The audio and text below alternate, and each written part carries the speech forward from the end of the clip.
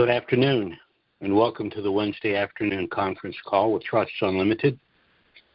This is Jim George speaking. I'm the non-attorney spokesman and facilitator for Trusts Unlimited, and I'd like to thank all of you for taking the time to listen to this call. Today is January 22nd, 2025. We find ourselves in a very historic time in this country. There's a lot going on politically, and certainly in terms of our collective investment in the dinar and some other things that I'll be discussing today. But my training, my degrees have taken me to a place where I can only describe what's going on right now as Shakespearean. The things that we all see, we can all observe, are one thing, but there is so much going on under the surface in this country and around the world. It's kind of hard to quantify. So this is going to be a little bit different call today because I think the situation warrants it. And I haven't spent years of study and training to ignore what I've come to learn and the information that I've gleaned over the years. And so I'm going to be sharing that with you today.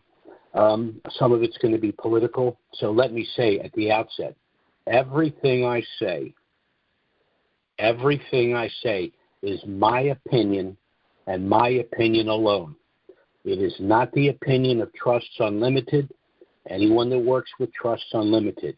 This is my opinion. So let's begin.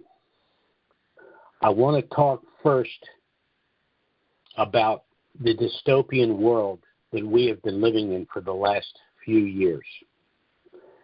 And the central question is, why was Donald Trump, duly elected president twice, such an enemy to half of the country? And the reason has a lot to do with those of us that hold currencies, and I'll explain that in a moment. The problem that Donald Trump has is that he is a true reformer. Our country has been treading water for a century, since the establishment of the Federal Reserve. And I believe that Donald Trump is a threat to the Federal Reserve System, and that is the reason why he has been so vilified by some in this country. It's been referred to as TDS, Trump Deranged Syndrome. I can break that down into 4 phases. Phase 1 was in 2016 when he defeated Hillary Clinton. Hillary Clinton was the heir apparent. We had 8 years of Barack Obama, who himself stated that his objective was to fundamentally transform our country. Now, when he made that statement, it's kind of an innocuous statement, but for individuals that understand what he meant, it was quite transformative. Basically, what he was saying was he didn't like our constitutional representative republic. He preferred a single-party social democracy. That's what he set about to try to establish. And as his heir apparent, Hillary Clinton, their assumption was that she'd serve for another 8 years, and between the two of them in that 16-year period, they'd be able to accomplish their objective. Well, unfortunately, Donald Trump came along, and he ruined their plan. Phase 2 of Trump Deranged Syndrome was the 4 years of Joe Biden. It's been an abysmal 4 years by every metric, but because he wasn't Donald Trump, they carried his water for him. Phase 3 of Trump Deranged Syndrome was the candidacy of Trump for a second term. And in that period, they sued him, they indicted him, they triggered some losers to actually try to kill him. Now, again, what I'm telling you is my opinion. I find it rather strange that they basically burned the body before an autopsy had been done, a funeral, anything, but the body of the assassin was basically burned to a crisp. Now, that suggests to me that this individual was probably pumped up with psychotropic drugs, which would explain why an individual would travel as far as he did, climb on the roof of a building, and was within inches, if not an inch, of killing the primary candidacy for the presidency. But now we're in stage 4. And since Trump has been elected, if you turn on a lot of the news stations, they haven't skipped a beat. They've picked up right where they left off. They've erased the last 4 years of the Biden-Harris administration. They've erased all of the things that they've done during the campaign, and they picked up right where they've left off. So this is where we are. This country's in a civil war, in my opinion. Thank God it's not a war where we've got guns and knives in the streets. But there are two sides here. One side are the pro-constitutionalists who believe in the Constitution and our republic and believe in the sovereignty of this nation and all nations. The other side are the anti-constitutionalists who don't like the Constitution, don't like the Bill of Rights, don't like national borders, and they've done everything they can to erase our southern and even our northern border. So this is a battle within a much larger war. Trump has won that battle. Trump has been reelected. And there's a reason why I'm bringing all of this up, and I will get to that. But if you will remember, when Trump won the first election and he went to the Oval Office, he took one item with him. For those that don't recall, it was a bust of Andrew Jackson. Well, we know, to some extent, from the simplistic view, who Andrew Jackson was. He was one of our presidents. But do people really know who Andrew Jackson was and why he was so important? The reason Donald Trump had that bust of Andrew Jackson was because Andrew Jackson was a critical person in the history of this country. First, he was the hero of New Orleans, the Battle of New Orleans that was fought during the War of 1812. Well, what was the War of 1812? That was a war that the United States had with Britain. Now, many people think the War of 1812 was fought because Britain wanted to reincorporate the colonies into the empire. And I'm sure that had that been accomplished, they'd be fine with that. But that wasn't the impetus for the War of 1812. The reason the attack of 1812 and the War of 1812 happened was because after the Revolutionary War, as part of the treaty and armistice, the United States agreed to utilize the Central Bank of London to produce our currency rather than producing our own currency. And after 20 years, 1811, the United States chose not to re-up the Bank of London for utilization of our currency. Now, this is important because we need a currency to exchange for goods and services. But by using the Bank of London, we had to pay England interest on that money. So when we did not renew the Bank of London in 1811, London lost and Britain lost all of the interest on that money. So they attacked the United States. Well, it failed largely because of what Andrew Jackson had done. So we successfully ended the first central bank. But unfortunately, the United States gotten into so much debt as a result of the War of 1812 that we had to re-up with the Bank of London, which we did, I believe it was 1816.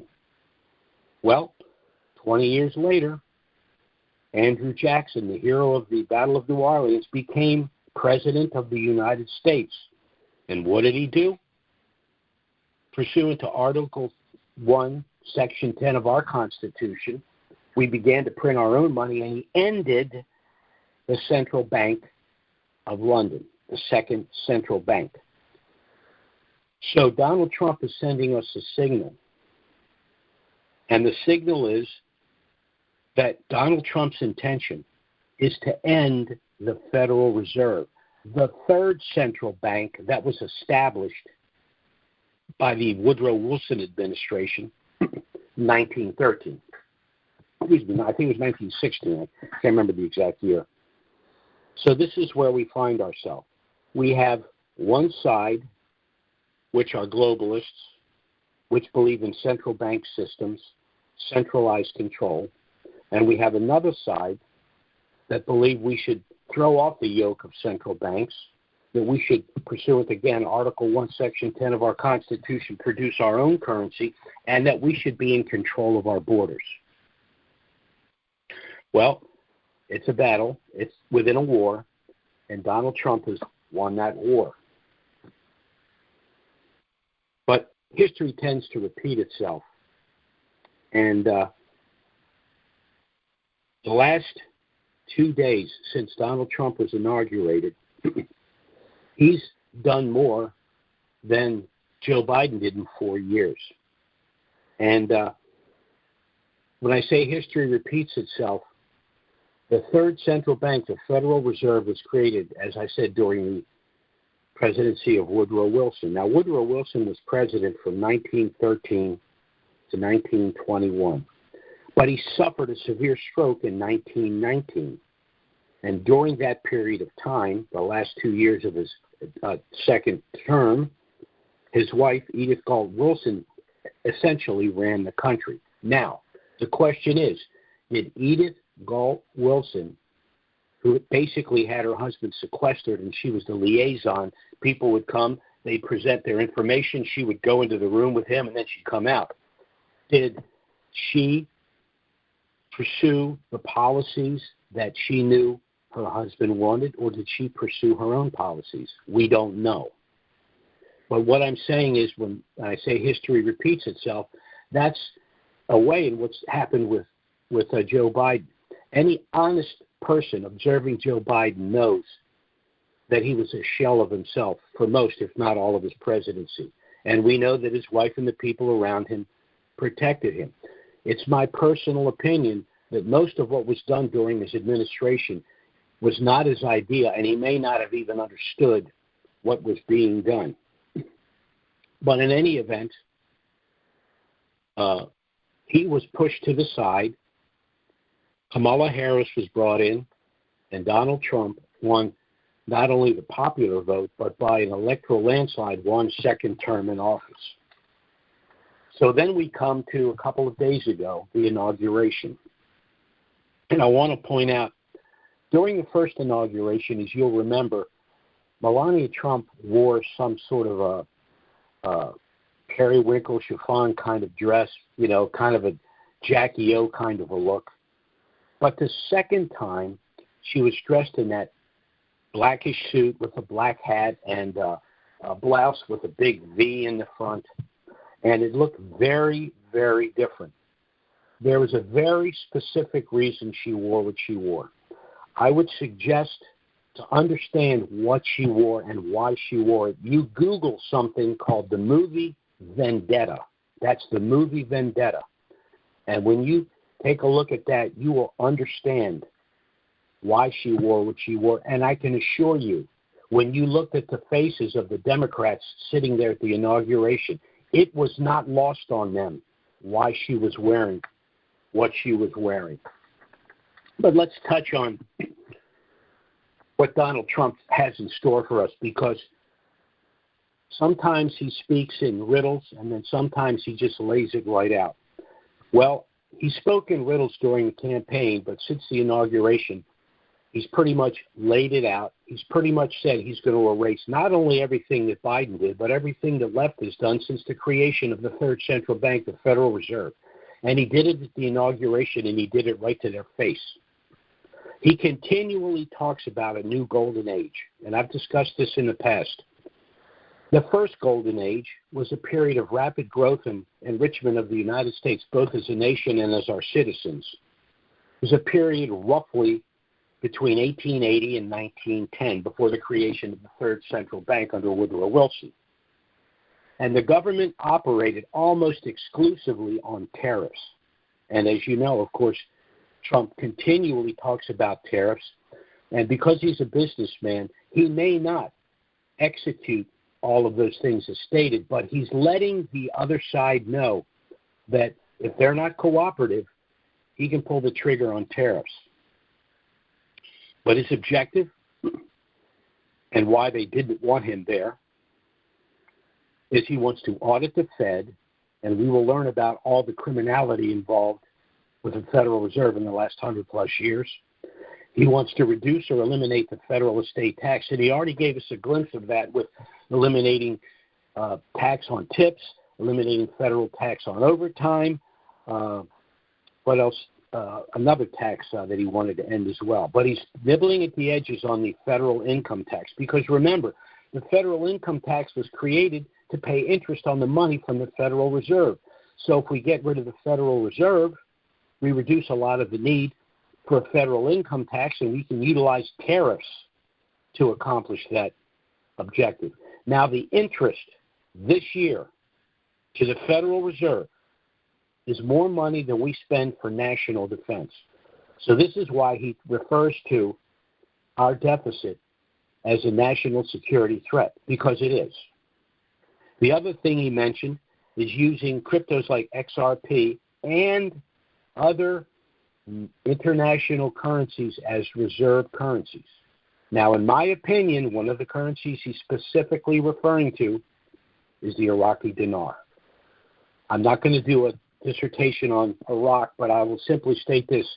In my opinion, Iraq is per square mile possibly the richest country in the world. I've gone into detail about why that seems to be the case, but the fact that Trump is talking about using cryptos and pre-valued currencies as reserve currencies pretty much tells you where all of this is going.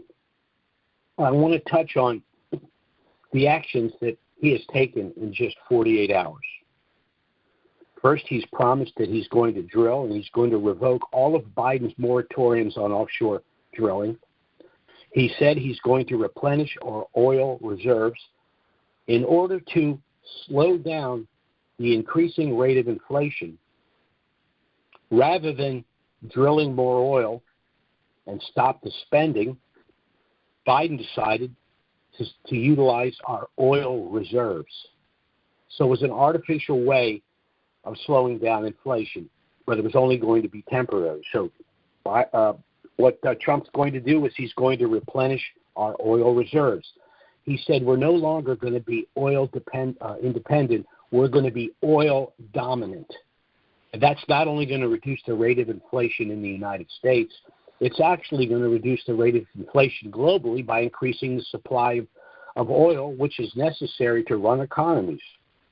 He also said that he's going to investigate the floods in North Carolina and the fires in California. He's already set aside $2 billion that was earmarked for funds for illegal aliens to the state of North Carolina to help them rebuild and recover. He also said he's going to reopen Gitmo, and I think that also goes along with Melania's little outfit that she was wearing. He has also sent U.S. Marshals to forcefully remove the J6ers that are being held in D.C. prisons. Remember, these people were denied due process. They've been held for 4 years for trespass. They referred to it as an insurrection, but it's the worst insurrection in history. There was not one weapon seized by anybody. So an insurrection is pretty absurd. Basically, what they were guilty of was trespass, but even that's questionable because the people in the White House opened the doors and invited them in. So, and then, of course, we had the January 6th bunch, and we'll get into that in a moment, too. He also wants to revoke the security clearance for the 51 people who sent out a report basically saying that the Biden laptop was Russian disinformation. And, of course, they used the slippery Potomac term. They said it has all the earmarks of Russian disinformation. So they were just short of saying it was Russian disinformation. So when it's proven that that's not true, they could say, well, I didn't say that it was, I just said it had the earmarks. It's the Potomac two-step. This is what they do. And we have to remember that the federal government has 4 trillion dinar. So let's say the dinar comes back. I think it's going to be closer. Let's say $4. Well, that's $16 trillion. That cuts the deficit in half right there. Now, if Kamala Harris had been elected and the dinar was valued, would they use that $16 trillion to reduce the deficit, or would that use that $16 trillion for their voting schemes? Well, I think we know the answer to that. So this is where we find ourselves today. Now, why is all of this important for us? Why is the politics involved? Well, sometimes politics is involved. And as I said, what's been going on in this country has been an undeclared civil war between the constitutionalists and the patriots, and between the unconstitutionalists and the globalists. Thus far, the patriots have won. It's not over, but we'll see what transpires over the next 4 years. But this is important for us because those of us that hold the IQD, maybe some of the other currencies, the Vietnamese dong and XRP, all of our clients have IQD. Many of our clients have other currencies like the dong and some of the other currencies we discussed. But a growing number of our clients are also purchasing the XRP. So they're understanding what's happening here. We're getting away from the Federal Reserve fiat currency because it's almost worthless based on the purchasing power in 1913, and they're moving to these other currencies. Also, we're interested with the preservation of our constitutional republic and the Bill of Rights. And when you establish our trust, what you're doing is you're exercising your Fourth Amendment right to privacy. You're putting a fence, a protection around your family, your possessions, your wealth. And it's nobody's damn business what you own and why. And what the trust does is to protect that. As a matter of fact, trusts are the ultimate mechanism for the exercise of the Fourth Amendment. Trusts go back thousands of years. They began with the Caesars of Rome, who wanted to protect their wealth from the Senate. The royalty of Europe utilized trusts to protect themselves from those of lesser status than them, but greater in numbers. Trusts were actually used when there were land grants, people coming to the United States before we even became a nation. We were merely colonies, and people were given land grants, and they put them immediately into trust to protect them for themselves and so they could pass that on to their family. But trusts serve a great purpose for all Americans who understand the benefits that they can provide.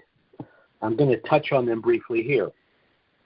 Let's assume you're an individual that purchased 10 million dinar, stumbled across Trusts Unlimited, you listen to one of our calls, and you contact us to get our initial no obligation package. But I'm going to review in summary here why an individual that has currencies or has any asset that they think is going to increase substantially in wealth would benefit them to put that asset in trust before they realize that windfall. First, by establishing your trust, you're protecting your privacy and your anonymity. No one will know what you possess. Second, by establishing this trust, it goes a long way to helping you to avoid IRS scrutiny personally. Why? Because the business activities occur within the trust. You're merely the beneficiary of the benefits from the trust. Now, when the IRS roams around deciding who they're going to audit, they go for the low-hanging fruit.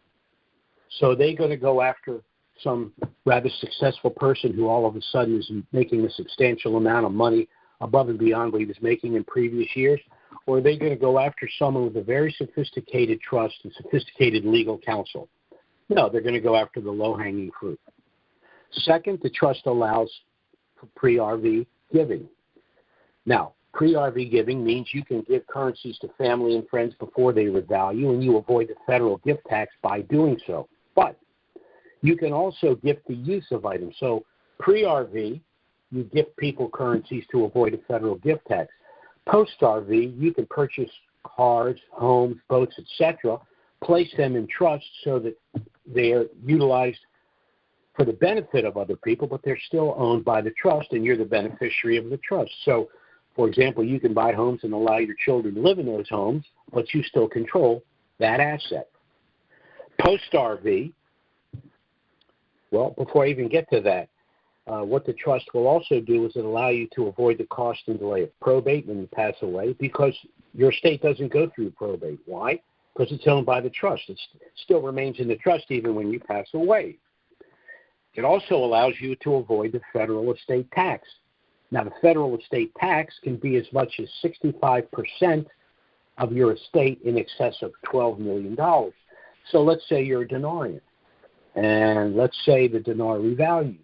And let's say as the result of that, you net yourself maybe $35, $40, $50 million. That money is now in trust. When you pass away, if that money's not in our trust, you're going to be taxed as much as 65% of that $50 million in excess of roughly $10 million. So you have a $50 million estate, $40 million of it's being taxed at 65%. You can do the math on that.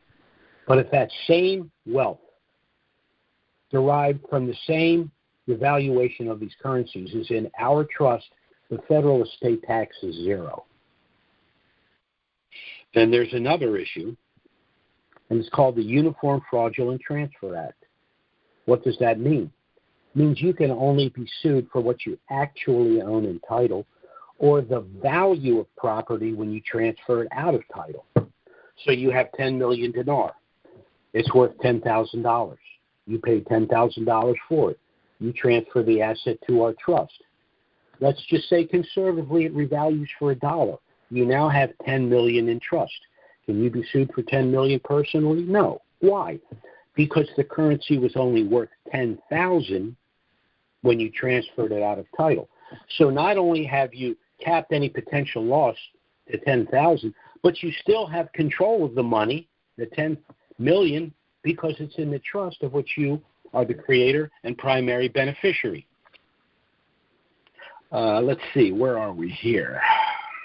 I'm getting a lot of calls in here, folks. It's kind of throwing me off a little bit. The other issue post-RV, and this is why you set up a package of trusts, it's called limited liability stop loss. This protects you through a strategy called segregation of assets. This means that when you purchase all of these items, homes, cars, boats, etc., you place each of them in their own separate subtrust. So if any of those assets ever get involved in litigation, it's only that asset that would be involved, because all of your other assets are in separate subtrusts unrelated to the litigation. Therefore, the plaintiff would have no standing to pursue them. So your package of trusts work very much the way a barge would work, where all of the cargo is stored in a series of small compartments.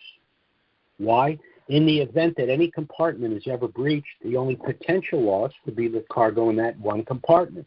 The cargo in the other compartments is safe and secure due to the firewalls, and the barge will never sink. So this is how the trust package would work for you. The reason you would set this trust package up is because of all the trusts out there, a irrevocable trust package is the best asset protection available, and it's the best form of privacy available. Why you're setting a trust up to begin with? Because you hold these currencies and you expect a windfall profit, and I believe we're going to be rewarded very, very soon. And I think the last shoe that had to drop on that was the re-election of Donald Trump, because he's obviously put the pedal to the metal here. He knows what he's doing. He's moving in a direction, and he knows he has to move quickly. As a matter of fact, when you listen to candidate Trump, he kept saying whatever he said he was going to do something, he would always finish with, and it's going to happen quickly. So he's on a mission, and we're along for the ride. If we have currencies and we've established a trust, we're going to enjoy that wealth, and so is our family, because this wealth is going to be protected. Now, there are several ways you can purchase this trust. You can contact us by email or phone if you want our trust package. I'll give you that information in a second. But once you get our initial package, it has a lot of information about us, about the trusts, how they work. You're under absolutely no obligation by getting our initial package. It does contain everything you need if you wish to proceed, but again, you're under no obligation. You can review the package, contact me if you have any questions. I'll be happy to help you. There's probably a 24-hour wait if you do contact me, simply because we're absolutely blown up right now because we're at the 11th hour. But contact me. I'll help you every way that I can, answer whatever questions that you may have. And again, if you decide to proceed, everything you need is included in the package. Once your trust is enforced, when you've completed the paperwork, your trust will be legally enforced. Your currencies will be legally assigned to that trust. Your privacy will have been protected. And then, of course, once we go to the bank to do the exchange, as a matter of fact, one of the documents you will get from us is the exchange protocol if you have a trust, because it's a little different if you have a trust than if you don't have a trust. And so you need to know what to take with you, what to leave behind, what you tell them, what you don't tell them. Remember, no matter what they throw at you, it's your currency and you're in charge. But you have to be willing to say, I'm not doing it that way. We're going to do it this way, or I'm going to the bank across the street. And I think you'll be very happy with the result. Now, you can contact us, again, either by phone or email. I am going to take some questions on the Q&A here, but let me give you our contact information. If you want to get our initial no-obligation package, you can contact us, again, by email or phone. Our email address is trusts with an S, unlimited, LLC at gmail.com. That's trusts with an S, unlimited, LLC at gmail.com. Or our phone service, which is 307-274-4122. 307-274-4122. Contact us by email or phone. We'll get our trust package out to you as quickly as we possibly can. Let me see here. Anything else I want to mention before I go to the Q&A? In 1 second here. No, there's a couple of other things that I was thinking about talking about, but I think I've taken up enough of your time. Let's go ahead and go to the Q&A here. Our first caller is, let's see, this is area code 210. That's area code 210. Go ahead.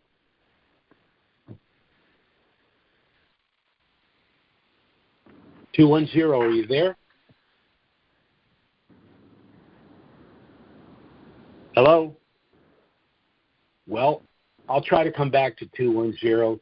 Our next call is area code 214. That's 214. Go ahead.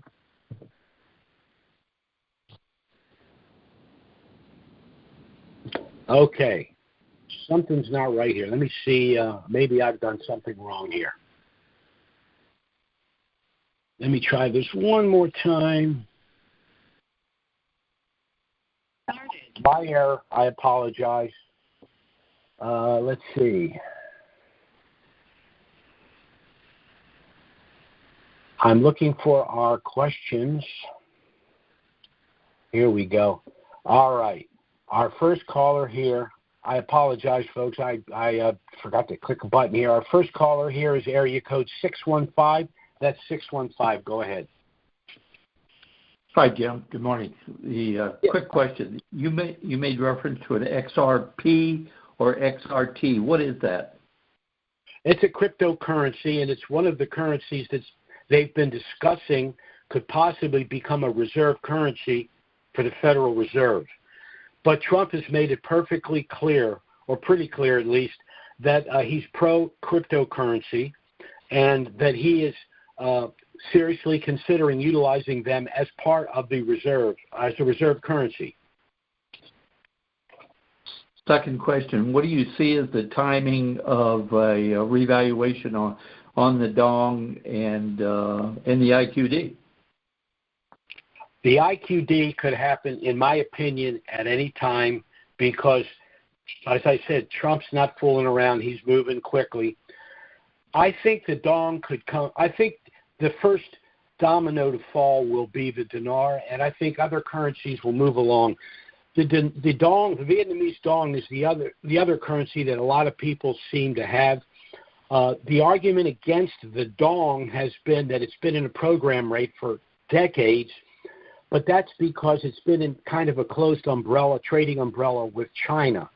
But over the last few years, Vietnam has been establishing trade agreements with countries outside of the China umbrella, and so that to me bodes well for the dong. And as I said, once the dinar goes, I think the dam's going to break, and so I have a dong, and most of the people that have the IQD and also have other currencies also have the dong. Do you have a feel, in your opinion, as to what the dong might come out at a new rate? No, I don't. To be honest with you, I don't follow that as closely as I do the IQD, but we're at the stage of Basel IV compliance, and Vietnam is it's another country that may have been classified as a third world country, or you know, they're not a country talked about often, but it is actually a wealthy country, and so the rate of the currency should be reflected by their Basel IV compliant rate, which, in my opinion, could be over $2. Okay. Last question. You mentioned the dong, you mentioned the IQD, the XRP. What others look promising to you? Well, people hold the rupiah, the Indonesian rupiah, the bolivar. There are a number of other ones that aren't talked about very much. But again, I think that once the IQD goes, I think the other ones are going to fall in line. And if I had to hazard a guess, I'd say in calendar year 2025, we're going to see a half a dozen pre-valued currencies back on the Forex. Thank you, sir. Appreciate the information. Thank you very much. Take care. Bye-bye now. You too. Our next caller is area code 810. That's 810. Go ahead. Hi, Jim. Can you hear me? Hello? Yes, I certainly can. Hi, this is Diane. I have a question in regards to my trust, and I had purchased it back here a while back. And when I filled it out, I had the trustee and the executive one, and there was another person also that I had put on there. So is that going to be a problem? Because I didn't know if I was supposed to put them on there right now or wait till later. But I do have two people, but the executive person is on there as well. Okay, now the trust calls for the appointment of two trustees and a protector. We haven't gotten into the specific functions of each of those fiduciary positions until the dinar hits the Forex, in which case we'll stop marketing the trust and we'll deal specifically with the operation of the trust for individuals. The reason we suggested you just name one trustee pre-RV is because if you named a second trustee and a protector, the bank may require they all be present, even though the trust specifically says that any transaction can be done with the presence of one trustee. But unfortunately, you know, I'm being a little harsh here, but the people at the bank, they're not knowledgeable about trust. The only thing they do is follow their own little rules made up by people that also aren't knowledgeable about trust. But your leverage is you're sitting there with your 10 million dinars. Say, look, see my trust? See right here where it says I only need trustee present. Now, if you want my 10 million dinar exchanged in the USD into your bank, we're going to do this with my trustee, or I'm going somewhere else. That's going to be hard to do. You're going to want to get on the phone and say, get down here right now so we can get this done, and I understand that. But, you know, you have to set the tone with these people. It's your money. You purchased a dinar. You've done without things. You've been patient. You thought this was going to be over 5 years ago, 10 years ago, 15 years ago. Now you're finally in the bank, and you're going to reap the reward for what you've done. And you got someone sitting in a cubicle that doesn't know what the hell they're talking about, trying to tell you how it's going to work. And you're going to need to, in a professorial way, let them know the trust. This is a legal trust. It's been executed and it's in force. It allows for any transaction with one trustee. If you want to convert my $10 million dinar to $30 million in your bank, we're going to do it with my one trustee, or I'm going next door. I don't like having to say that, but I've been dealing with banks for decades, and this is what you have to do to get things done sometimes. Okay, so you're saying that I shouldn't try to change it right now. Would that be? Well, you may not want to change it right now only because of what could happen. But right now, how many trustees do you have? Just 2. Okay, and do you have a protector? Yes. Okay, they're going to try to have all of them present. You're going to need to get the summary of trust, which says that you only need one trustee to conduct a transaction. Now, if they really, really push hard and they're really giving you a good deal, and if the other individuals are not, in another state or far away, you may want to relent on that and say, hey, bring them all in and say, hey, look, I'm taking you out to lunch and giving you all $1,000 for 2 hours of your time, then do that. But if it's a situation, and again, this is why we ask people to just name, or at least I did when I came to the firm, just name one trustee right now, because that shuts that argument down. There is no second trustee and there is no protector. But if you do have them, be prepared for that discussion because it could come up. Okay, so I'm thinking if the way I did it, I don't know if I had them down. Well, the protector. I don't know if I had her sign it before it was done or not. Well, first of all, whatever you've done, I hope the documents are duly executed. They all need to be executed, and they need pre-RV dates.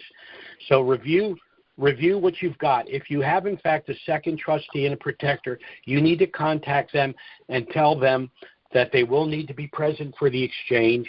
They technically may not need to be, but you have to have them ready to go. And like I said, just tell them. I know it's a little bit of an inconvenience. I'm going to give each $1,000. If we successfully negotiate this, I'll give each $1,000. They'll be there. Okay, because the paperwork that I have, everything that I'm supposed to take with me, I have that, and I'm just trying. I'm gonna go back and review that. Review all that. Send me an email if you have any questions, and I'll get back to you. Okay. All right. Thank you. All right. Certainly. Mm-hmm. Bye-bye now. Bye. Okay, our next caller is area code 973. That's 973. Go ahead. Hey, Jim. How are you? It's Kevin. Okay. Yeah, Kevin. How are you? I'm doing well. Thank you so much for your time. Sure. So I had a couple questions. In relation to the IQD, I'm pretty well versed fundamentally in how the structure, what they've done so far, how it works.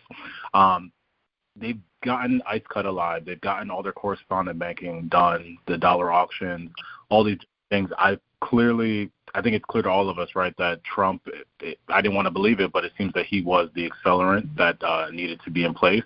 So with him in place, I know in the last call last week he talked about it potentially going 30 days from now. I'm of the opinion that I don't see us going past January. What are your thoughts on that? Well, as I said, it could happen at any day. And what I love the term you used, that Trump's an accelerant, because that's exactly what he is. And he's the kind of guy that would go out there and he's so, I can't think of the word to describe it, but he's the kind of guy that would go out there and say, hey, any of you guys got Iraqi dinar? It's time to go to the bank. So he's moving quickly. Remember, he wants that reserve currency in U.S. dollars, or he wants at least some of the dinar because of their gold back. He wants to hold it in the reserve. So he has a place for that. He wants competition for the Federal Reserve note until they clean up the Federal Reserve. And again, that's cryptos, and it's these currencies, whether we're holding them and they have not as yet been reinstituted, or they've been reinstituted. But I've been told by people who I think are in a position to know that he is a holder of a substantial amount of IQD himself. So, we got, I really like that term accelerant because that's exactly what he is. I agree. I have a couple more questions. I'll look to be quick. Sure. I know there are others. How much credibility do you give to Steve Witkoff being the envoy and pretty much communicating the pressure that Trump looks to put on Soudani? Well, Trump thinks he's done a very, very good job with thus far. This is the gentleman that was assisting with the negotiation with Hamas, correct? Correct, yes. Yeah. Well, he seems to have put his faith in this guy, and I think he was a little bit remiss in some of the people that he chose in his first term, largely because even though he was a successful businessman, he was a neophyte with regard to the Potomac Two-Step and what goes on in Washington. I agree. I think this time around he's got the right people for the job. Even look at his cabinet appointments. He's stepping back away from the old guard, and he's putting all the new young bloods in there. They absolutely hate it, but he's going to jam it down their throat. And I think where this issue is concerned, he's going to do the same thing. No more Mr. Nice Guy.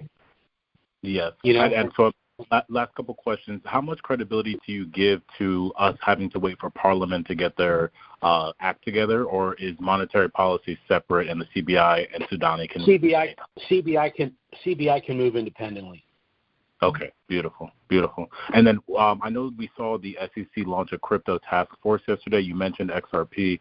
Are the regulations that the crypto task force and the regulatory framework they're going to launch, are we dependent upon that for the IQD to revalue? I've heard some people discuss that, but I personally don't agree. I don't believe so. I believe it's more.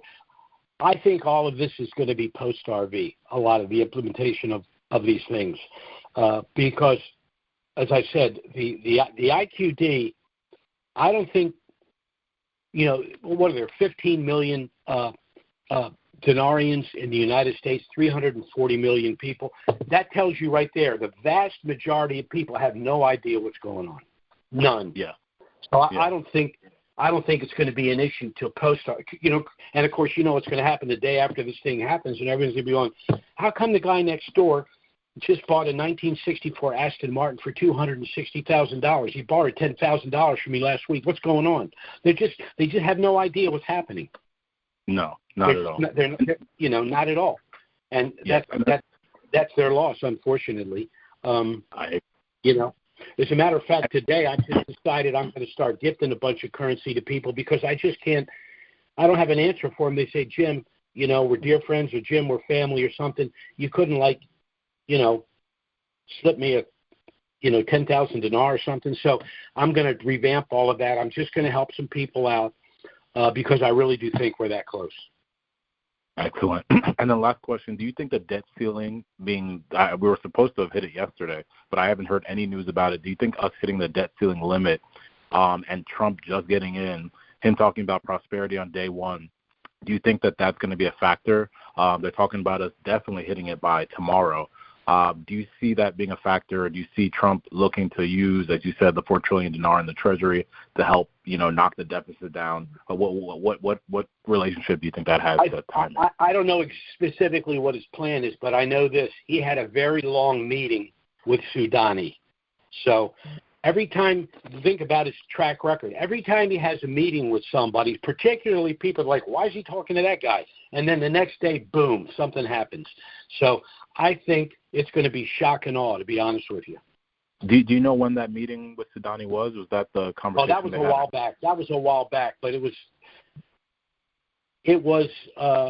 after he was elected. But it was like maybe 45 days ago, something like that. But my point is, and we know from his executive orders, as soon as he got elected, he already had it all laid out. His executive orders, who he's been talking to. When he says day one, he's not saying I'm going to get to work on day one. He's saying I've already laid out everything, and I'm just going to pull the switch on day one. Awesome. Well, thank you for your time. I'll let somebody else jump in on. Okay, Kevin. Take care. Bye-bye now. Our next caller is area code 209209. I think this is Sheila. I think you sent me a text a minute ago. Is that true? Yes, it is. Hello. Yeah, I wasn't able to read it. I wasn't able to read it. I'm not no problem.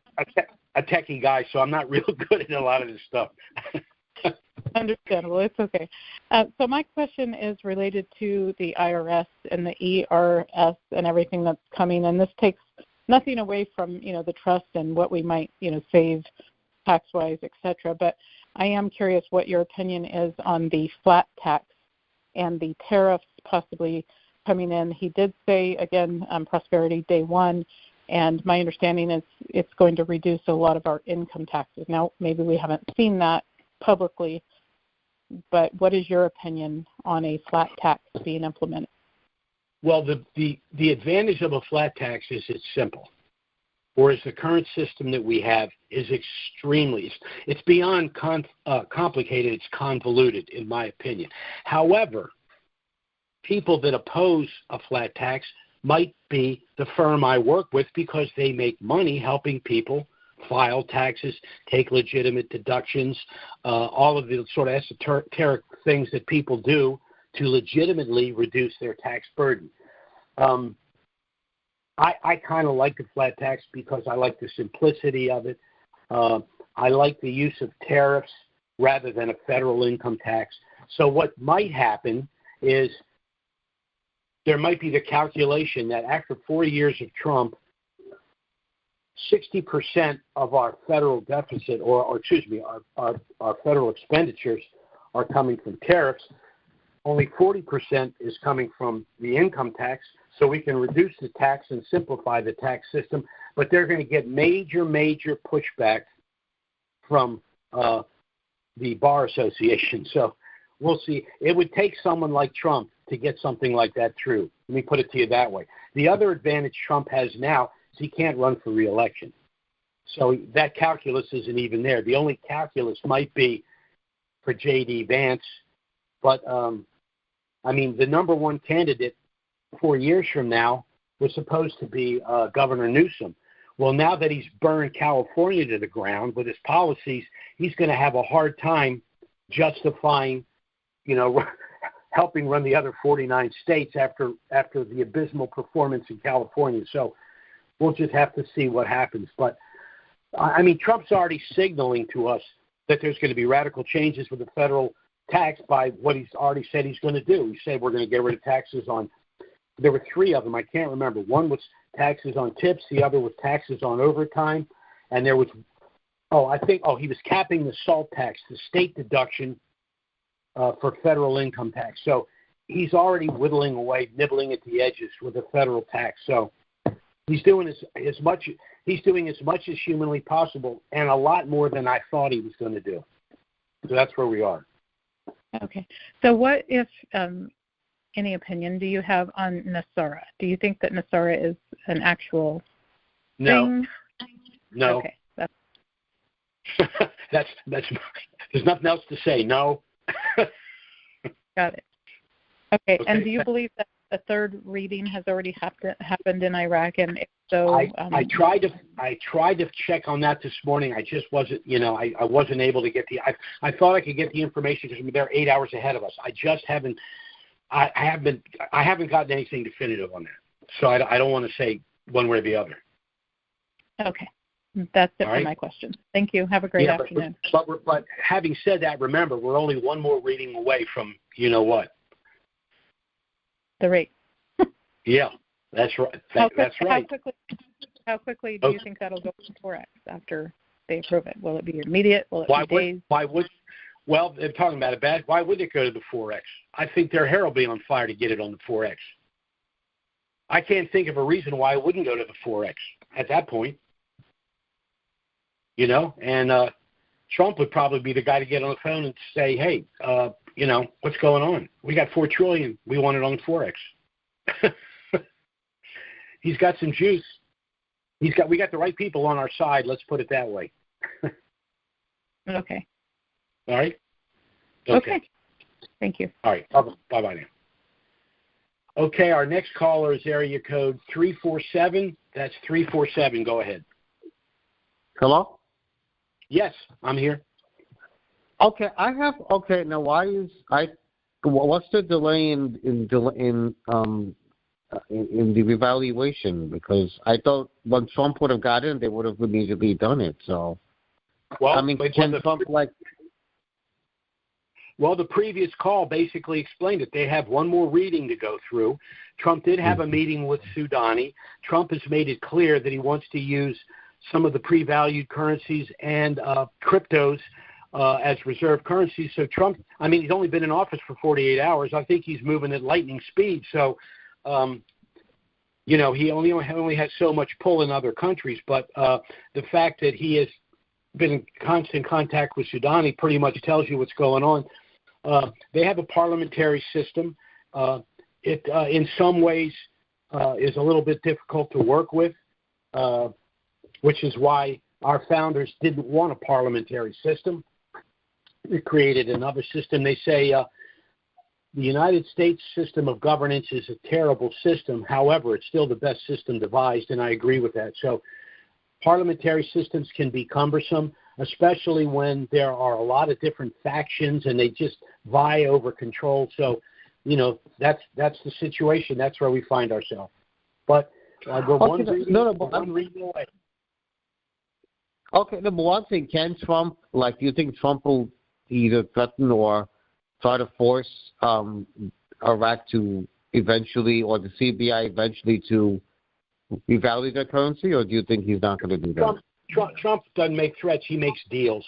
I'm sure when he was talking to Soudani, he made it clear that it would be very advantageous for the Iraqi citizens or the nation state of Iraq to get their currency on the Forex. I think he's doing everything that can be done. Joe Biden was not only dragging his feet. I don't even know that Joe Biden understands any of this, but we know that Donald Trump does. And whatever needs to be done is being done because that's who the guy is. All right? Okay. All right. Thank you. Sure. Bye-bye now.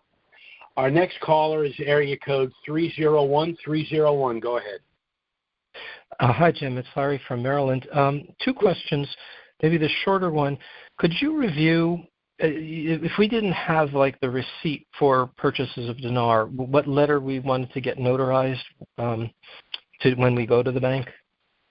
If you don't have receipts for your currencies, or if you've lost a gift letter, you were gifted currencies and you were given a gift letter, what you need to do right away is create a notarized affidavit swearing under oath that you purchased the currency on or about this date, or you were gifted these currencies on or about that date. That's the best you can do. I think the bank will honor that. They're going to want a copy, maybe even an original copy of that affidavit. But if you don't have that documentation and you can't get it, the only thing you can do is create a notarized affidavit. Okay. The other question, well, everything has been happening. Trump is now in. With understanding the Basel compliance, where does the U.S. dollar, and this may be a very long question, but it'll be a short answer. America has resources. Where does the U.S. dollar stand if we are participating in a Basel compliance process?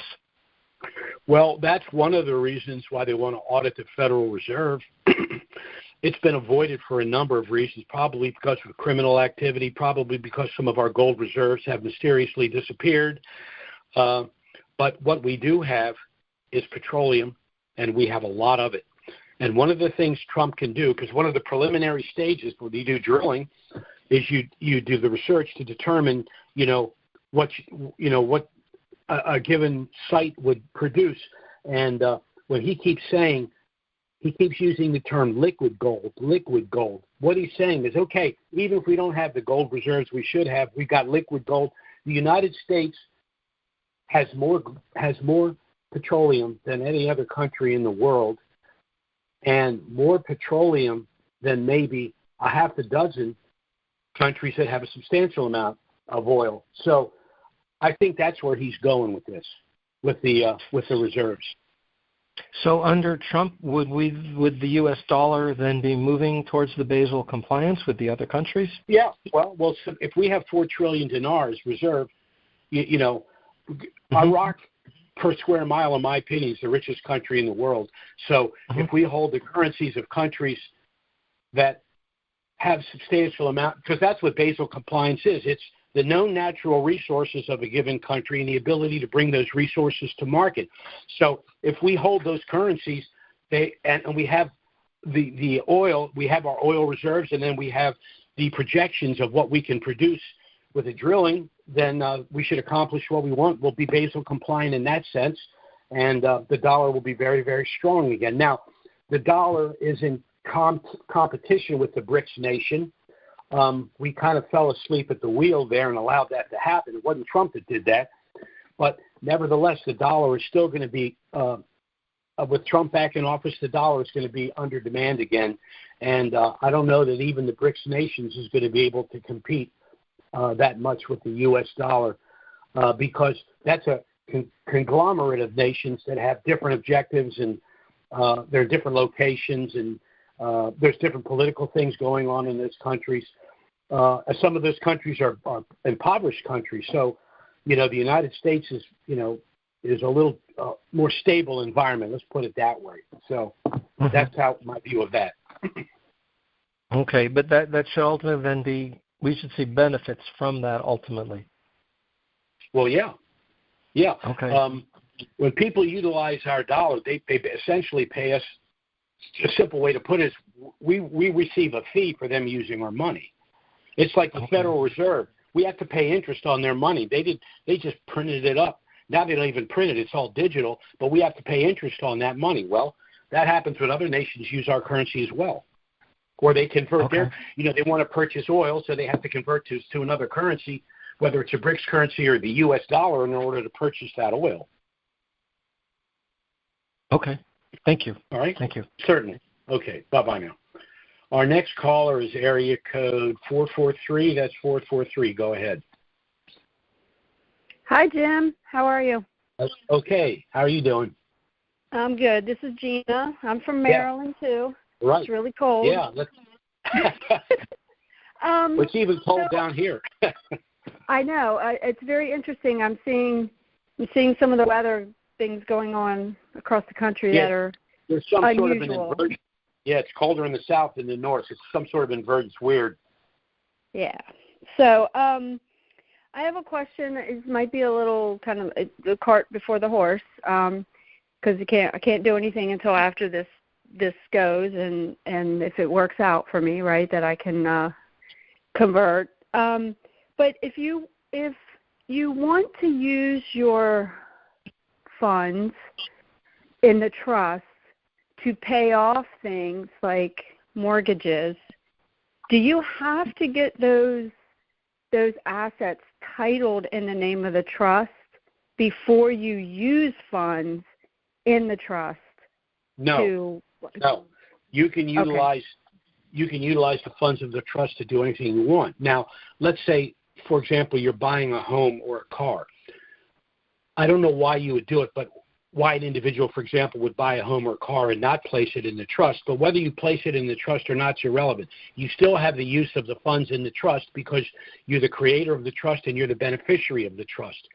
Now, the only way that wouldn't happen is, and this, it's rare, but it does happen. Let's say you wanted to do something and your trustee, for some reason, didn't think it was a good idea, was trying to talk you out of it. Well, you'd need to let the trustee know, well, you may not think it's a good idea, but if you don't cooperate with me, I'm simply going to have to replace you.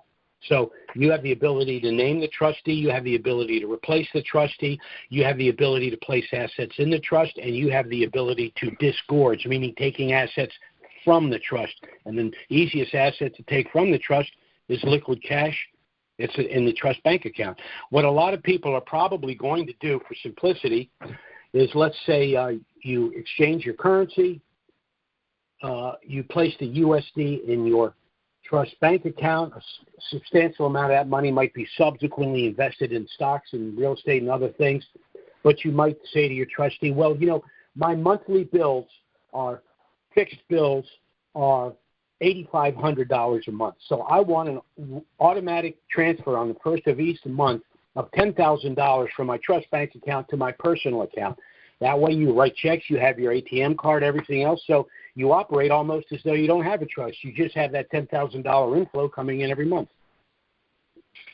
Okay. Yeah. So I don't want to get too much into details here, but my thoughts are, I do not want to have, depending on how this goes, all that money sitting in bank accounts, right? I have concerns I'm not either. about no. Yeah. You can invest that money any way you want within the trust. You can set up investment accounts. I've discussed some investments. I decided to hold off on that till after the Forex, but we'll be making some suggestions about some investments that are lower risk, higher yield. People that want to do risky stuff, we're not even going to get into that. But, I'll be giving some good mom and pop stuff. But, of course, you want that money invested. You don't want it to sit in a checking account. And why should the bank have the float of your money anyway? So you want as little in there as possible. My only point is that you can have a monthly deposit from your trust to your personal account, which makes it very simple. You've got that cash flow right there. You decide how you want it to work. Right. Yeah. Okay. So yeah, that's so we could basically, when this goes, as soon as there's funds available, we could start paying off things to basically get out of debt. Right. I want to get out of debt. And then we'll see what's left, and then figure out, kind of what to do with it. So that's what I wanted to know, is like, because I do want to come back. I will be coming, and I will want to have all of those assets then retitled into the name of the. Well, you'll be creating sub trusts for the assets that you keep. That's right. But what you might do is you'll go to the bank, you'll do your exchange, and let's say a week later, all that money's available. You go back with your trustee and you say, okay, I've got 7 debts I want to liquidate. I want a cashier's check for this and this amount for the following items. Get the cashier's checks, go out, take care of it. Mm-hmm. Okay. Yep.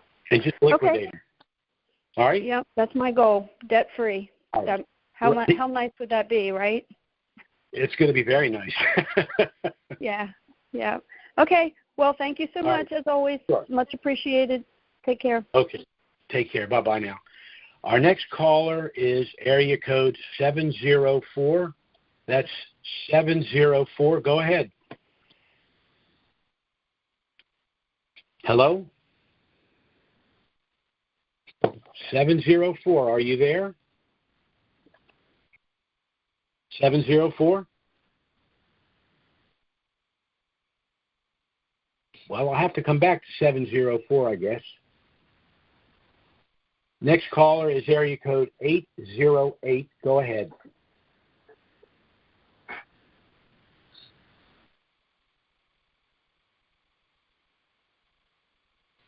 808.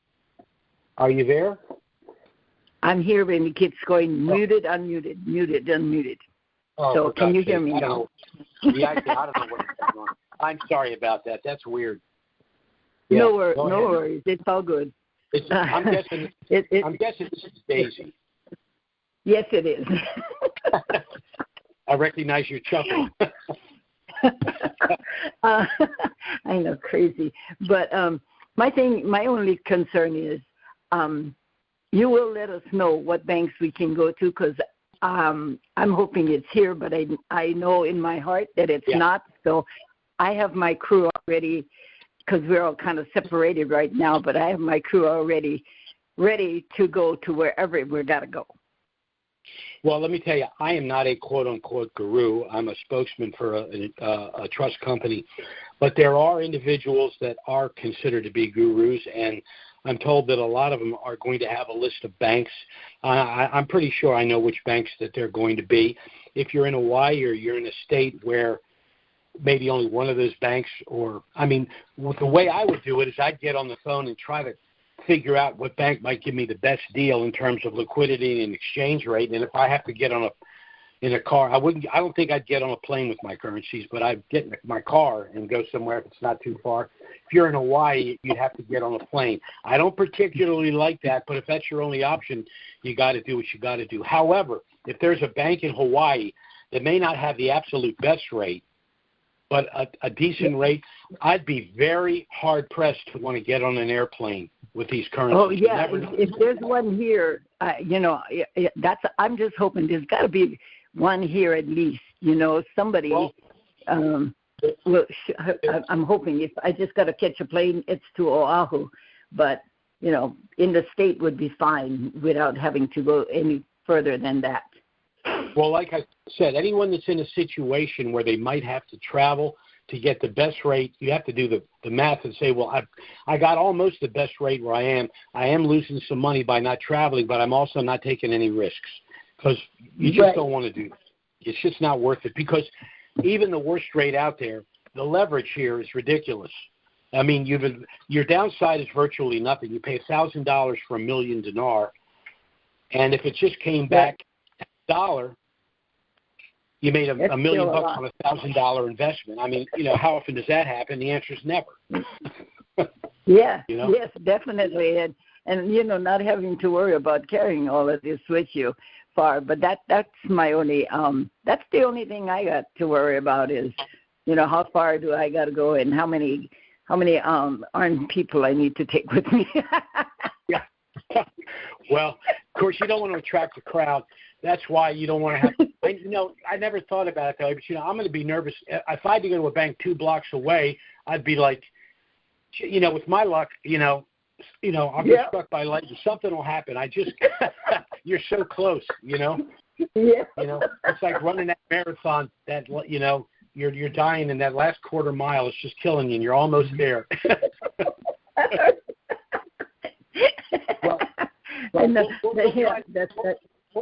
We'll try to get some bank names for you when it hits the Forex. How about that? That sounds great. Okay. You take care now. And I'd like to say ahead, thank you so much for all you've done all these years, and I think you're an awesome person for doing what you do, and I'm happy that Trump is there, and I know he's working on everything, and he's only one person. I mean, and he's got not just us to worry about. So, if everybody just hangs in there and waits, we've waited this long. It won't kill anybody to wait even another month. So you have a fantastic day. I think we've reached the point of no return. I really do. I know there's talking about needing the third reading in order to finally punch this thing through, but they have. Mathematically, the country is a failed state if they don't reinstitute their currency. So, the only thing that could stop it are the bad players, and they're in the minority now. They just don't have the juice anymore to do what they want to do. So, it literally is just a matter of time, and the clock's ticking. Yep. Mm-hmm. Like I said, all we need is our ducks in a row, and we'll be okay. All right. You take care, Daisy. You too. Right. Bye-bye. Bye-bye now. Okay, our next caller is area code 704. That's 704. Go ahead. Can you hear me? I certainly can. I recognize your voice. Just one small comment. You mentioned earlier the movie with regard to Melania's outfit for the inauguration. The movie is V for Vendetta. V Vendetta? V All right. is for Vendetta. Oh, V. I thought you said V. V. As in like the letter V. V for Vendetta. Okay. V for Vendetta. Okay. That's the movie. Yeah. I'm going to came out in the 90s. I'm going to check it out as soon as we get off this call. I used to talk a lot about, the movie Gaslight. We kept hearing for the last 4 years about how we were being gaslighted.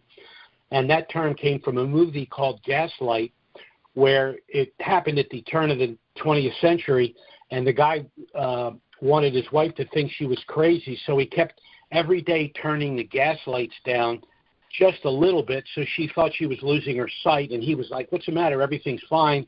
And that's where the term gaslight came from. But I think vendetta is going to have a whole new meaning in the very near future as well, for reasons I've stated on the call. Yep. Yeah. Well, that's the name of the movie. Okay. Thanks a lot. You take care, okay, Tess? All right. You too. Bye now. See ya. Bye. Bye-bye. Just for those of you that know me well, that happened to be my sister, who was cleaning up something I said on there. So she's doing her job taking care of Big Brother. Okay, let's see. Our next caller here is area code 785. That's 785. Go ahead. Yeah, Jim, can you hear me okay? Yes, sir. Okay. Hey, when you say the federal government has $4 trillion, you actually mean it's the Federal Reserve, correct? Yes. Okay. Well, my question is, back on the if Trump is going to try to audit or get rid of the Federal Reserve, those guys aren't going to go away easy. So my question is, if they're holding the $4 trillion dinar that Trump needs, how is he going to get that extracted from them in order to do what he needs to do and make them go away? Well, this is just my opinion here, because the Federal Reserve, let me state it this way. The Federal Reserve of the United States is a central bank. The central bank system began all the way back in 1604 in Europe. And this is, again, my opinion. And what the Federal Reserve basically does is they create the currency that the respective countries use, and they charge them interest. In other words, it's usury. They're just taking advantage of us. The Federal Reserve System, in my opinion, again, I'm going to keep saying that, is the longest single uninterrupted criminal enterprise in history. Yes, I understand. Okay, so my point is this. The operations of the Federal Reserve are criminal. So that's the leverage that Donald Trump has. You do what I expect you to do, or we can come down there and slip the cuffs on you. That's what I'm saying. I'm saying they have no choice, okay? And now, in cahoots with them are the people in Congress who vote against an audit of the Fed. Now, just like Donald, they said, well, how can Donald Trump close the border? He can call a national emergency and close the border. Well, how can Donald Trump help the people in North Carolina or California? He can call a national emergency. He can do the same thing with the Fed. He can say it's a matter of national security. Now, with the $4 trillion we're holding, we pay interest on what we owe the Federal Reserve now. If we convert that $4 trillion, could we pay that Federal Reserve off so we don't have interest? That's exactly what I said. I said with Trump in office, they'll reduce the debt, as opposed to, say, a Biden or a Harris that would spend that money. We will use it to reduce. Okay. Okay. Again, next question. Oil price. Go ahead. I'm sorry. Okay. Next question. I'll just move quickly. Oil prices.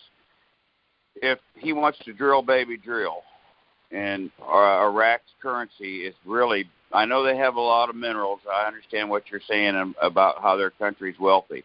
But if their main thing is oil, and that drives our price of oil down, what's that going to do to the currency? Well, let me put it to you this way. That's not something that's going to happen overnight. I'm talking about something that would happen once they start the drilling. Remember, you have to drill, you have to refine, you have to then distribute in order for there to be consumption. So even if he starts opening up the land today, it could be a couple of years before that would affect the global rate of oil.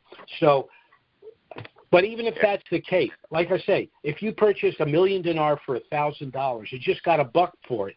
It's Yeah, got it. So we're good. We're good. Okay. I understand. So Donnie gave them to the 7th. Are we still waiting on that third reading before he does? My understanding is we're still waiting for the third reading. I've just been too busy to try to nail that down, but we're only that one reading away from the next step, which of course is the rate. Okay, and finally, I don't know on the 20th, the actual day that he was, took his oath. Did you happen to see on any of the news where he was asked by a reporter about the BRICS nations question, and he says to the reporter, "You know what I'm talking about on BRICS." Yes. So my question is, where is Trump? Where do you think Trump stands on this BRICS?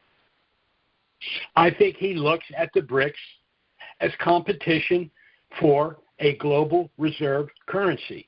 But that's why he says we're going to be oil dominant, because that's going to affect the value of our dollar. So if our dollar is stronger than the BRICS conglomerate of nations, or at least is in competition with it, they're going to use the U.S. dollar. In addition, some of the countries that are in the BRICS, I wouldn't call them second and third world countries, but they're not financially as sound as the United States. So they could argue that there's diversification of countries, but we could argue we're the strongest single country, and we're the ones with the great oil reserves. And, you know, that's what's net. I mean, anyone that studies economics is the study of the production, consumption, and distribution and consumption of goods and services. Well, the single greatest factor is oil, because that's what's necessary for the production, distribution, and consumption of goods and services.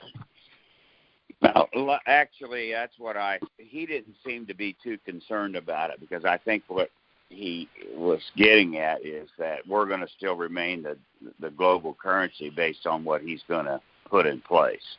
So I agree. Those people ain't going to be that concerned with it. And finally, my last question is back where the lady said, how do we, get our debts paid? All right. For example, let's just say that the money's transferred, it's sitting there in your account, and you got a $200,000 mortgage, and you got $100,000 worth of credit cards and cars and everything. Let's just say you had $400,000 worth of debt you wanted to pay. Could you get your trustee just to say, look, put $400,000 over into my account rather than doing $10,000 a month to get this thing done? Or would sure, we just absolutely. The $10,000 a month is merely stating that some people want to have a regular cash flow. If you have substantial debts, you can take care of they can pick up the phone. The trustee can pick up the phone if you're going to have a credit card and just pay off the debt. Yeah, I'm going to pay $80,000 on this card, or I'm going to send you a certified check for $80. Yeah, no problem.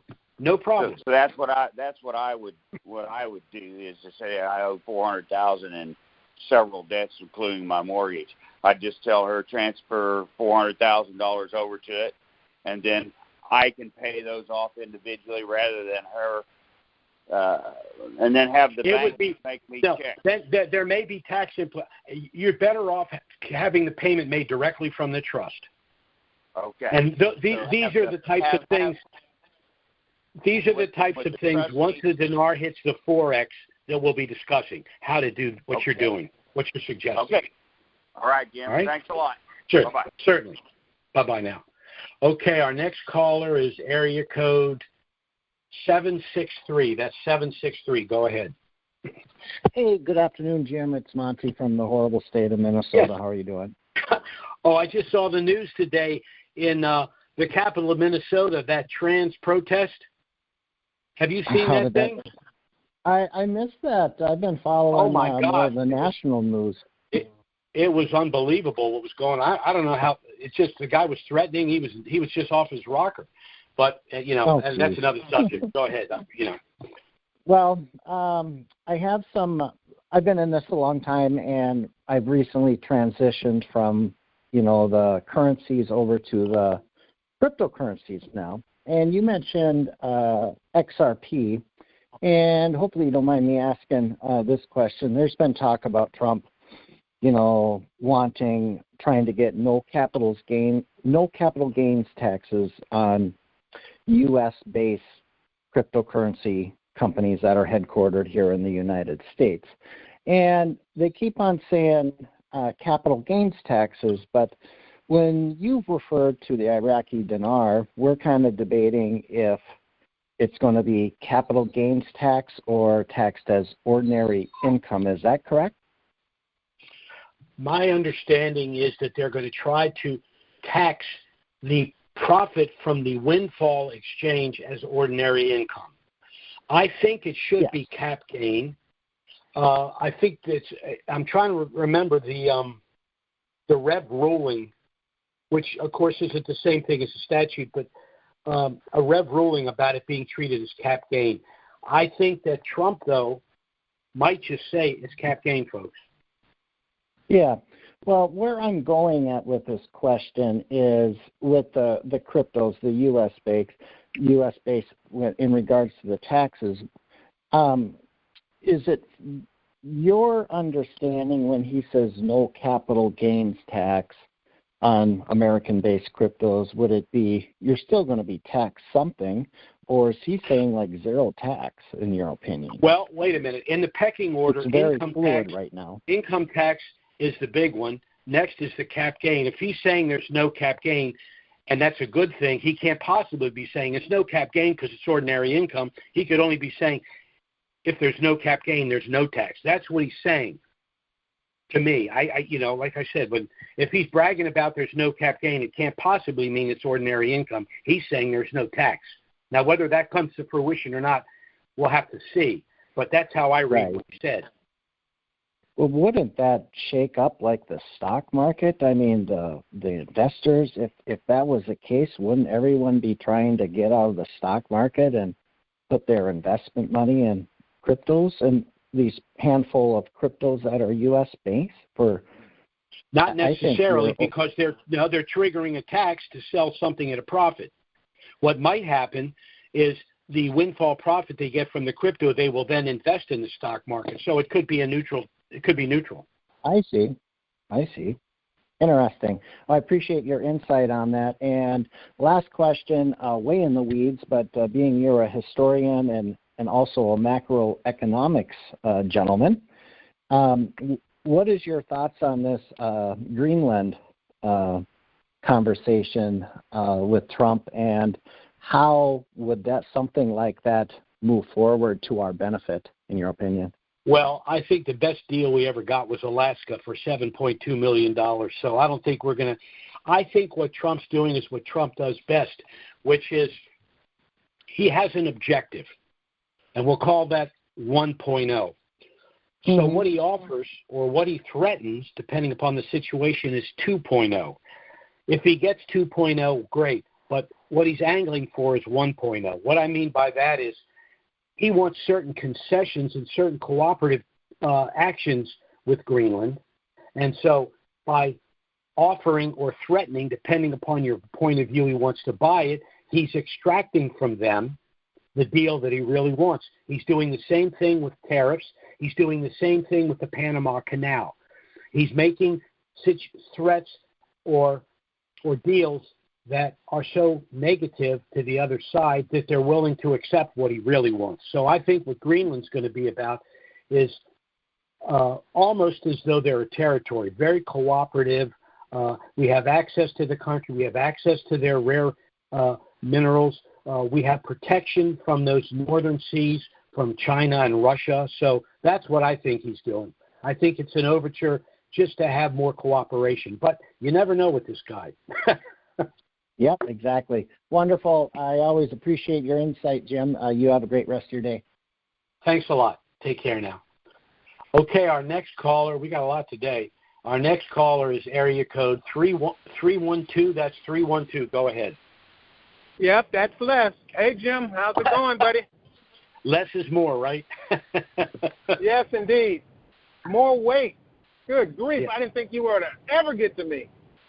Sorry about that. Well, actually, you happen literally to be the last one in the call, so you're the last guy. I'm always last. You always take me last. Which is fine. Yeah. Yeah. I like to end on a high note. Yeah, end on a high note. Go Trump, you know? Yeah. Oh, my goodness. And I like that phrase, he's an accelerant, because he's not one to drag his feet.